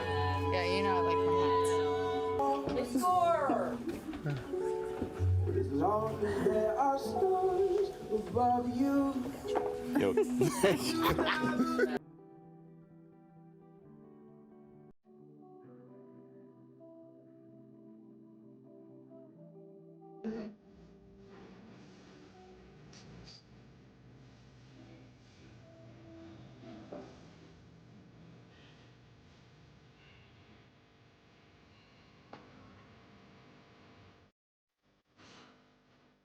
What more could he have done in this scene to both sell the romance while also trying to be respectful of her? Should he have not touched her at all? Should he have looked totally disinterested or repulsed by her? What was he supposed to do? What would be appropriate behavior in this scene? That dancing scene that she presented in her first lawsuit, that it was very damning evidence against him. And then all of a sudden that video leaked and we could all see it. It was with audio and all of us were like, what? That doesn't sound like what you were describing in your first lawsuit. And now they kind of changed it. How does that make them look? Yeah, it doesn't make them look good. And if you look at the way that they changed it, really what they did is they said, well, yes, all of that happened, but when Baldoni was in that scene dancing, he wasn't in character. And she was being forced to act as though she loved him, which is, in my mind, just acting. And so rather than saying that these horrible things happened, now they're saying, well, no, yeah, but she didn't want that. And he wasn't really in character. And it wasn't within the context of what it should have been. So they're trying to skew it kind of a different way. So it kind of makes them look like they're trying to take that video now that it's out and kind of spin it in a different direction. She also accused him of being inappropriate with the actress who played young Lily. I'll let my past self and also Isabella Farah's own words debunk that. He allegedly said, quote, that was so hot during a moment when she wasn't even there. We can't even take her word for the moments where she was there and directly involved, because she has distorted or outright lied about everything. So I'm certainly not going to take her word for something that happened when she wasn't there. She said it happened after he filmed a sex scene where she wasn't present, and it was between the underage version of her and Justin's character. And even if he did, for argument's sake, let's say Justin did say that was so hot. It was said in the presence of adults while they were out of character, so it was not said to or about anyone underage, like Blake tried to imply, just because the young Lily character in the scene was underage in the fictional world. The actress, however, was not underage by any means. She's in her 20s, so it was so stupid for Blake to frame this alleged moment this way. It just shows how desperate she was to smear him because she had no real material. So she had to trump up and fish for moments where he is being supposedly perverted or licentious. It is also disproven that Justin made this actress for young Lily uncomfortable. In a text message she sent to Justin herself after filming her intimate scenes, where she mentioned how safe he made her feel and how lovely it was to work with him. Even as late as July 2023, after the film had broke for the writer's strike and after she filmed her intimate scenes with Justin, she was gushing over Justin and expressing how great it was to work with him. We had a phenomenal intimacy coordinator, Lizzie. She's worked on Bridgerton before, so she was extra careful with us at all times, but also there was just a lot of communication and check-ins and making sure how are you feeling, how's it going, and a lot of water, making sure we feel physically but also mentally well just while doing such intense scenes, because it takes a long time. It's a choreographed thing. You have to rehearse the choreography. It's like a dance, you know? Right. It's not just oh, I guess we'll do this and then it'll lead to that. Everything is so specific because it is so intimate that it can get tiring, but it was a great process, honestly, yeah. It's such a transformation, and to kind of see myself in that light is super cool. I mean, just everybody was, so cooperative on set, and it was such a comfortable environment that when I see my work, I'm I feel good about it. Yeah, It's a crazy thing to watch, though. I have to kind of be like, oh my god, like, is that what I'm seeing right now? Jeez. Yeah, exactly. Yeah. Or your family, like watching that with your family. It's like, yeah, whoa. thankfully they keep it pretty PG. Yeah, there you go. We're high school. Yeah, they don't push it at all. Exactly. And as far as Justin drafting and then filming an up close shot of her face as she gasped during the moment of penetration in a sex scene, yeah, he's a director, so he's allowed to use creative license to adapt a book for visual storytelling in any way he deems fit. That's how filmmaking works. They take written words and illustrate them for you visually, and he has the creative license to hone in on and emphasize and embellish any detail he wants in pursuit of telling the story in the most effective way. He purchased the rights to the book. He could adapt the book in any way he saw fit. And as far as the up close shot of her gasping during penetration, that's typically how scenes of girls losing their virginity would play out. Blake is the one sexualizing everything here, including breastfeeding. So, in depicting the loss of young Lily's virginity, there would naturally be pain and discomfort, and it's perfectly okay for him to illustrate that as a director, especially because doing so would serve the female gaze during a sex scene by focusing on her experience during it and what it would be like for someone to lose their virginity or be penetrated for the first time. Just because Blake personally found the scene to be titillating or disturbing doesn't mean anyone else would have. She demanded that he tell her if her child was ever being exposed to COVID again. Justin proved he and his production were under no legal obligations to follow COVID protocols because they had expired. Even so, he had no intention of knowingly exposing her or her child to COVID, and the insinuation that he did is ridiculous on his face and debunked by the simple fact that he expressed empathy anytime she or her child fell ill, and even went out of his way to link her up with a health coach that could give her probiotics after a round of antibiotics she took, since they could affect her and her baby. That's how much he cared about her health. So if he went to those lengths to help her get better, multiple times by the way, why on earth would he knowingly or intentionally expose her to COVID? Yet more lies by Blake. It's also debunked by the simple fact that on the call sheet, he informed his crew to be prepared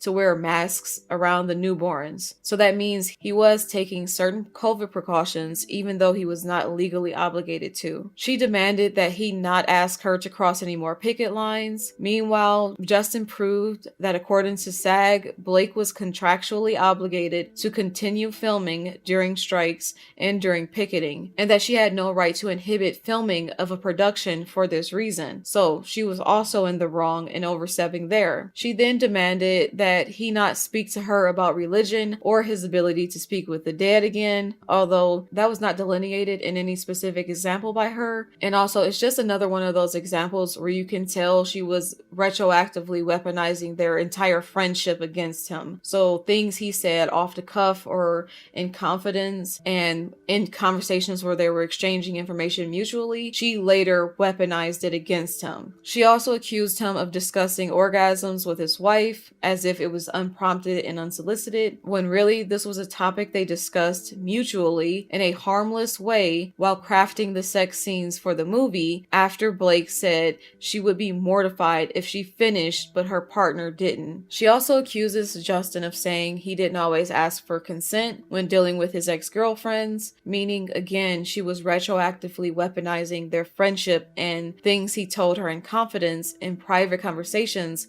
against him, after explicitly telling him in a text message that he was safe with her, basically that he was safe to confide in her and that she wouldn't use anything he said against him, which was a heinous lie. But then she would later retroactively distort all of his words in the CRD complaint and with the New York Times to make him sound more predatory, when in fact, in that moment, he was discussing being sexually assaulted by an ex himself. He also told her about his past experience with an ex who abused him because it was what inspired him to do the movie. Yet she heartlessly used that against him. She also demanded no more entering or pressuring her to enter her trailer or the makeup trailer while she was nude, which is just laughably stupid that she thinks anyone will believe they did this. This is another thing she tossed in just to pile on and make her bogus claims have more validity without ever citing a specific example or providing proof. Also, we have text message proof of her inviting Justin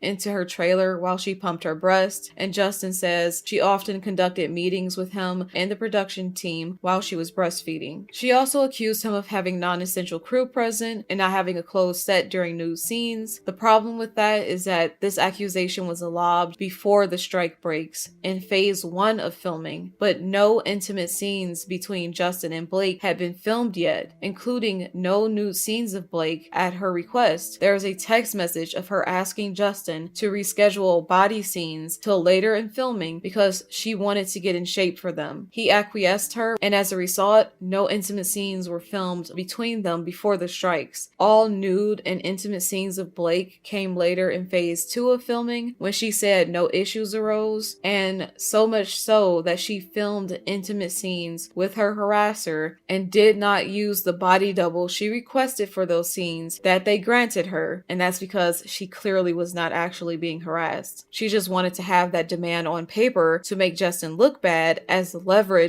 to continue extorting him. Meanwhile, she's getting nude and intimate with him and kissing him without issue after the protections document was signed. But Justin also proved that filming with a closed set was standard operating procedure for him, and that only essential crew were allowed to be on set every day of filming, not just during intimate or nude scenes. He also disproved that Blake was nude during the birthing scene, which she tried to lie and say she was. She was actually wearing black briefs, a hospital gown, and a pregnancy suit, which completely covered her from head to toe. He also disproved that he had hired a random buddy to play her OBGYN during the birthing scene. This man was a professional actor with tons of professional accolades who just happened to be a friend of Justin's. Just like Blake's sister, who is a professional actress, was also hired to act, but also happened to be Blake's sister. She also included in her ridiculous list, no more pressuring Blake to stage her team, which is just another stupid thing she listed to trump up her complaints and pile on to hopefully make them sound too insurmountable to discredit, when in reality, she is discrediting her more serious claims by including stupid shit like this, which shows she basically was weaponizing anything he ever did, said, or suggested to make him sound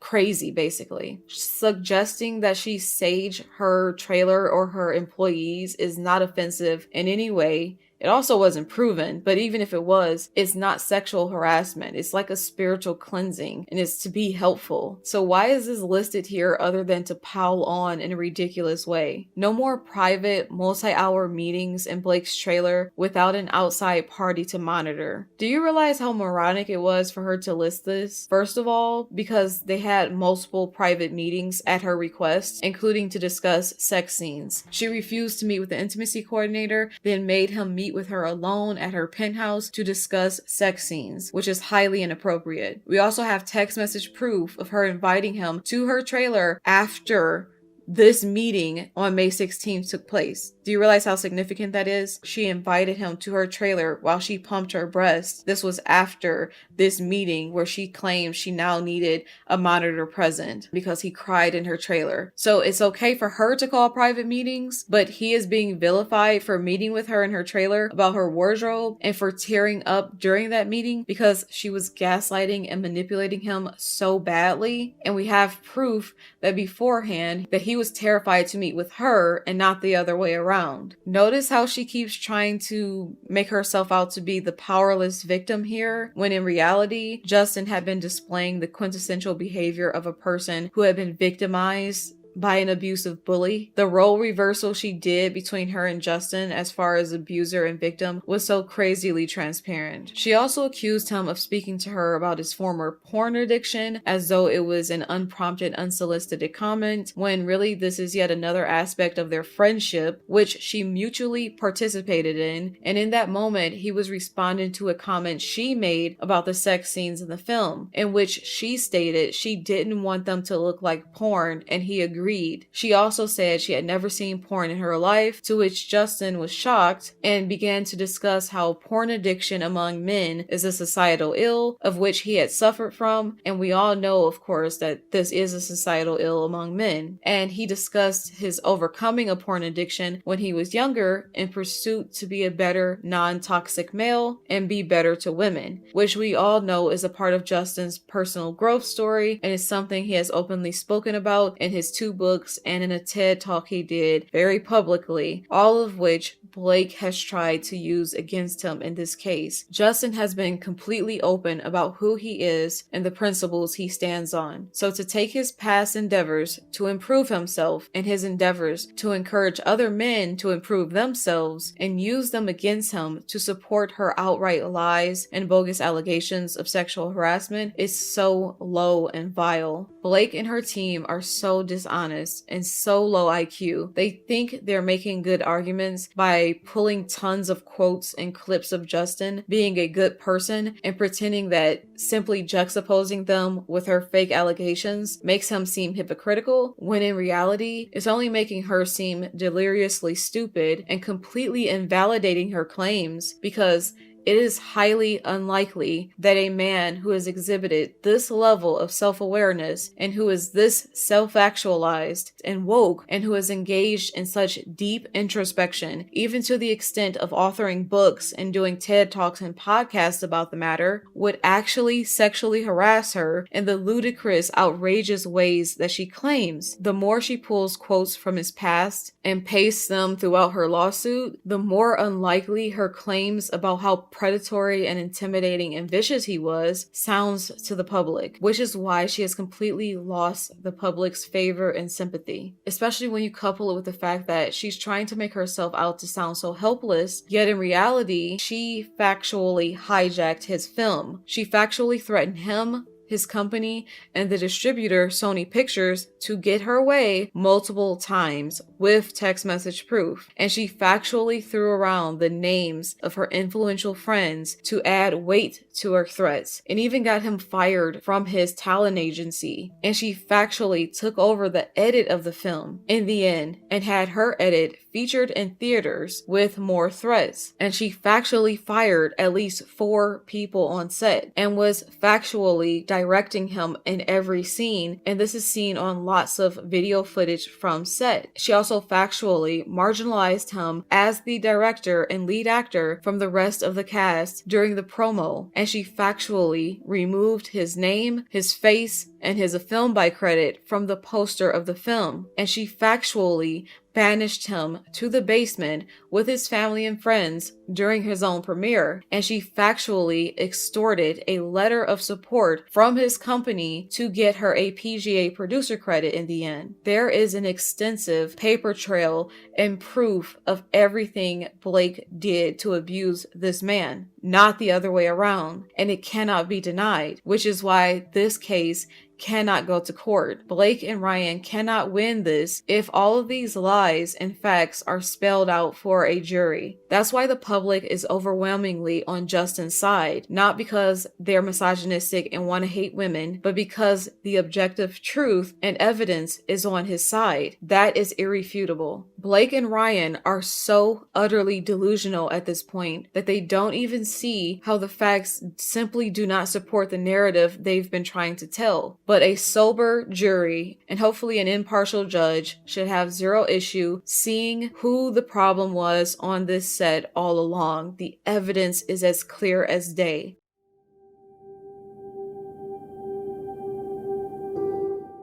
I am honestly so sickened by this case. Like, it's really nauseating because it's just such a clear-cut case of evil bullies ruining a man's life for personal gain, and then once that scheme fell apart for them, ruining his life even more to scapegoat him for their own mistakes. And so it just came out that both Blake and Ryan are filing motions to dismiss. And I listened to lawyers discuss both Ryan's and Blake's. They said Ryan's was out of line, out of pocket, it was too aggressive, yada yada. And they're both just full of shit, just like the New York Times and Leslie Sloan's motions to dismiss. Everyone who had a hand in ruining this man's life now wants to dismiss his case and his defense of himself. It's just so unspeakably evil. But my issue with the lawyers, the two lawyers, I usually watch them and I typically like their takes on things, but I did not like the way they gassed up Blake's motion to dismiss, especially because it's just dishonest. What's happening is very dishonest, and I know they want to commend the lawyers for the things they're putting together, but they're not taking the time to express how dishonest everyone in this situation is being. So with Blake Lively's motion to dismiss, they are basically saying it's almost like a slam dunk, kind of the way they painted the New York Times motion to dismiss. However, there are loopholes that poked holes in the New York Times argument, and it's all based on what they based their article on. And it's clear they couldn't have based it on the CRD complaint because they have been drafting it for months before the CRD complaint was ever filed. So based on my own research, I'm finding that's the case with Blake's motion to dismiss as well. She's filing to dismiss based on a law in California that says that you cannot sue someone for defamation if they publicize allegations against you, which is a horrifying law. I understand to some extent where men like Harvey Weinstein were abusing the legal system to destroy his victims when they did speak out. But in this case, that law is being used for pure evil. It says that you cannot sue for defamation someone who basically publicized complaints about you in official court proceedings. So that would be Blake's CRD complaint they're basing it on, I guess, or her federal lawsuit. However, Justin's argument about defamation is not based on Blake's CRD complaint. He was drafting it based on the New York Times article. And that's what's being completely ignored here. She publicized accusations against him, not in the CRD complaint, because that would have been private. She did it by colluding with the New York Times to create a hit piece. Based on what I'm personally reading, this Me Too law wouldn't apply to Blake on multiple levels, no matter how she's attempting to use it in the face of the public to seem like she has a strong case. And it's disappointing that there are lawyers online who are going along with her newest PR narrative, which is just extremely dishonest. The absolute privilege doesn't apply because Justin's claims of defamation are specifically based on the New York Times hit piece, which was mass marketed and amplified throughout the media, not her CRD complaint. And it's obvious she had been colluding with the New York Times for months, specifically to defame him. She also specifically threatened to go to the New York Times to defame him in August 2024 when he wouldn't release that self-incriminating statement through WME that was written by Ryan. And Justin wouldn't allow himself to be bullied into taking the blame for Blake's clearly self-inflicted downfall. And at the time, she was blaming him for her downfall merely based on the fact that he was promoting the movie appropriately and she was not, which pissed off Colleen Hoover fans. The fact that Blake tried to get Justin to put out a self-incriminating statement and that he refused to, and that she said the gloves were coming off and that all goodwill was done between them, and that she had threatened months before to go to the New York Times specifically to defame him, proves she was acting with a reckless disregard for the truth, because nothing that went on set, even if it was the worst things imaginable went on set, nothing that went on set, whether it was a trouble set or not, had anything to do with her downfall after the fact during the press tour. Fans were pissed with the way she was promoting the movie. And it was also according to her wishes that Justin was marginalized from the rest of the cast, which also created rumors of a feud between them, and that didn't have to be the case. That was all Blake's doing, not Justin's. So forcing him to take responsibility for her downfall as a result of those two things, as if he'd somehow caused it, shows her reckless disregard for the truth, and the fact that she was acting with actual malice, even with regard to publicizing publicizing her on-set complaints, whether those complaints were true or not. But also, the complaints themselves were formulated with actual malice because she is aware that she is lying in some of her on-set complaints, because a lot of them include hypocrisy and false insinuations and uncontextualized moments that are painted in a false light, such as the dance scene with her actually misquoting him. And you know she's aware she misquoted him and lied in that instance, because in her amended complaint, she removed that lie. So all of this proves she was acting with actual malice. And her forcing this self-incriminating statement on Justin to cover for her downfall was before she even had his PR team's stolen text messages to use as ammunition against him and frame him for a non-existent smear campaign. It can be proven that she acted with actual malice because she always planned to lie and blame him for her downfall, no matter what, even before she had those text messages. So the idea that a smear campaign was enacted against her in a form of retaliation for on-set complaints is a lie she knows was a lie, because before she had the text messages, she was accusing him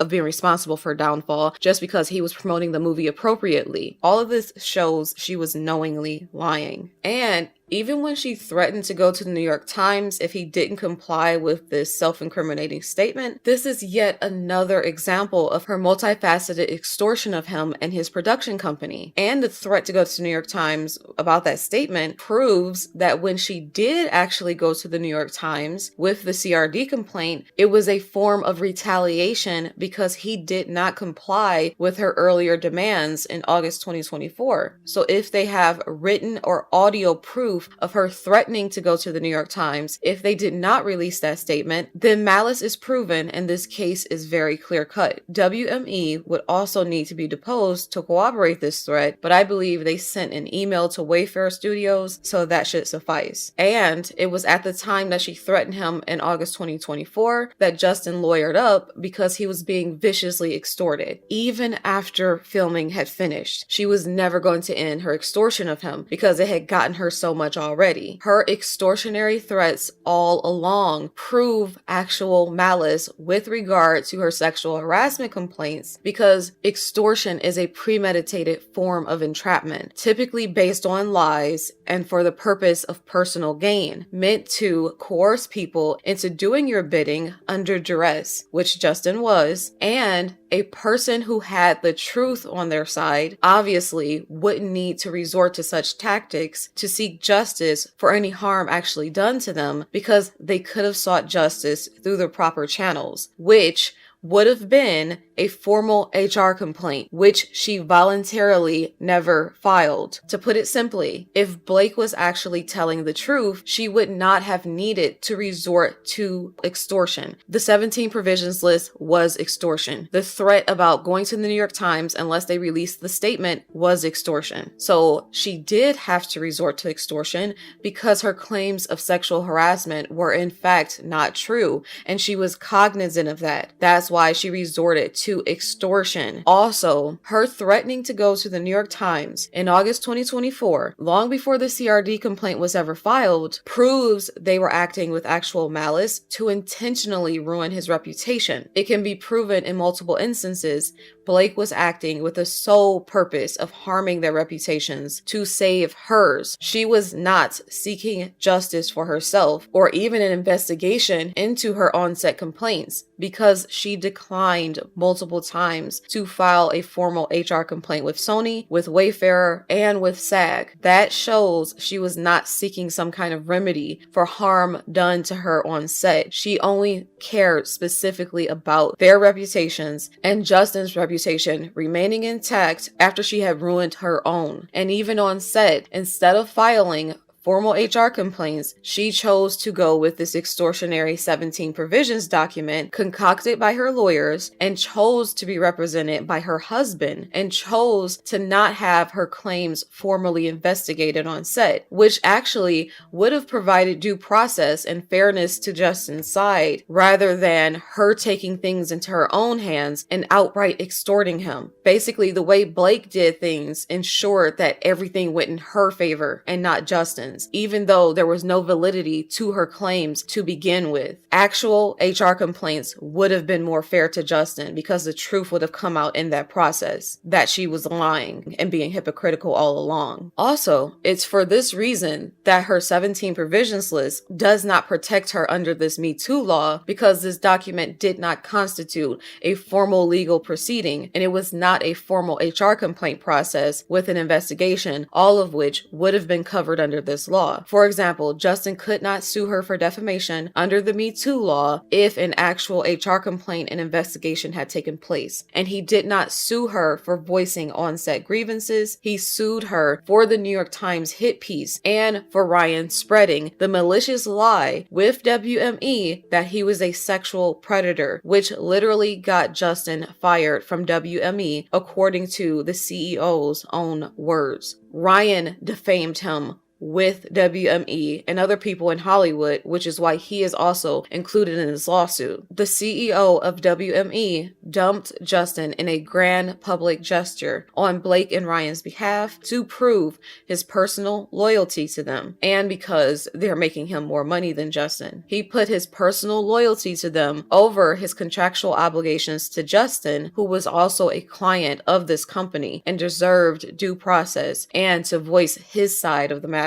Being fired by WME is proof positive of huge damages, because them dumping Justin based on Blake and Ryan's lies not only added validity to Blake and Ryan's lies and further defamed him in the public's eye, but it also cost Justin many opportunities he would have gotten through this talent agency. Even as far back as the Khaleesi threat, it can be proven she was acting with actual malice all along to entrap these men, because her sexual harassment allegations are the means through which she made good on her earlier threat about unleashing her dragons, including her husband, her lawyers, Ari Emanuel, Taylor Swift, if Justin didn't give her what she wanted. And that's exactly what she did all along, unleashing these different dragons to destroy this man's life. And if she gets away with it, she's only going to go on to continue to victimize other people because she sees her schemes work, her dragons work. It is important for a judge and a jury to take note of the fact that her threats and demands about creative control come before the accusations of sexual harassment. She has an entire track record on this set of acting with malice and seeking to entrap them. I believe it can also be proven through discovery that she colluded with other women on set to make false grievances to Sony to support her own lies. These are all things that can be proven through discovery or deposing key figures, which is yet more reason this case needs to proceed to trial. Also, if it can be proven that Blake has behaved in this way on other sets, it would help prove the premeditation of it all. And if Justin and his team can investigate her claims of sexual harassment on previous sets, that would also help, since we know for a fact she admitted to using sexual harassment in the past as a ploy to get a makeup artist fired. We have no idea the validity of even those allegations, but she used them in the past to get a specific person fired. And she used similar claims with Justin, saying that this man was secretly recording her, something that wasn't proven. Justin's team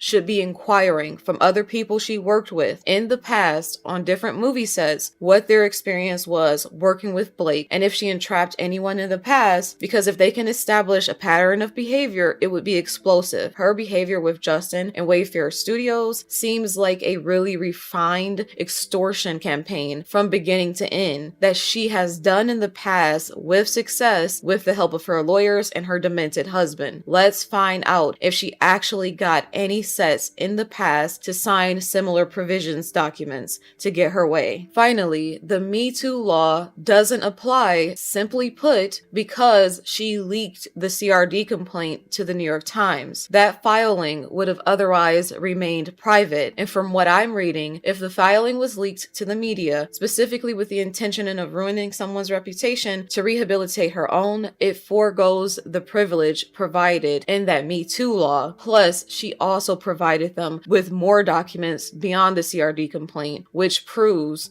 she herself gave the New York Times this information. Stephanie Jones did not give it to the New York Times, Blake did. So in that case, she was not concerned with correcting alleged injustices of sexual harassment she had been made to suffer. Her principal concern with going to the New York Times was PR, not to mention the inconsistencies in Blake's very allegations of sexual harassment, and the fact that they can all be easily debunked or discredited obliterates her case.